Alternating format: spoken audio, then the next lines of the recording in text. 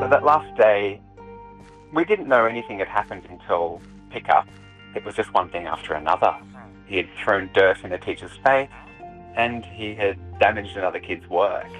So this is not the boy that we know.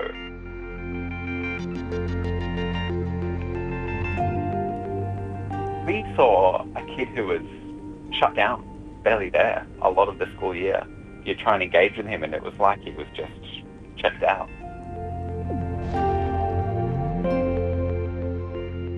Thank God for Minecraft. It's the most incredible thing for autistic kids because it's so varied and there's so much creativity in there, and it's something you can do together. A lot of the past year has been about sitting beside him and co-regulating by playing Minecraft. We play survival mode together, or we do creative mode, we'll build stuff together, or we'll go exploring caves and trading with villagers. And on days where we really have trouble connecting, often an hour or two of Minecraft together will completely turn the day around. It's about meeting children where they are rather than trying to get them to come to where we are, because often parents will say, I'd love to do things like go for walks with my child, or I'd love to read books with my child, but my child doesn't want to. What do I do? And I always say, so what does your child enjoy doing? Can you join them in that? Can you go and be interested? And even if you really think what they're doing is a waste of time, can you value it because they find value in it?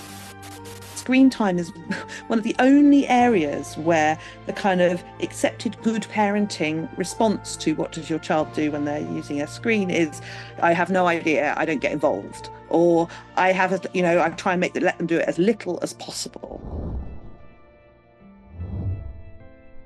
I did have lots of rules around things, and I did have lots of expectations, things about cut-off times.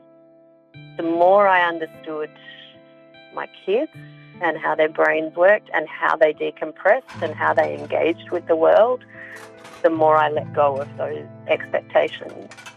They each have ridiculously expensive gaming computers that they've got over some big birthdays over the last few years, and they will often game together from their separate rooms and connect that way. That brings them conversation when they emerge from their rooms. There's dinner table conversation around games or anime or the K-pop music that they're into at the moment, and then there's shared time at the main TV in the lounge room. So the eldest and the youngest often watch anime series together.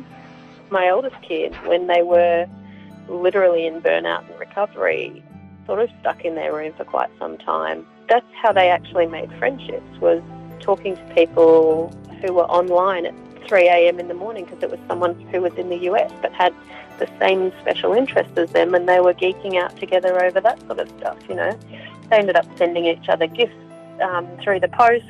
We have really open discussions about, I stayed up too late last night reading my book on my phone and I'm really tired this morning. So, they're self-correcting. They're understanding for themselves what works and doesn't work.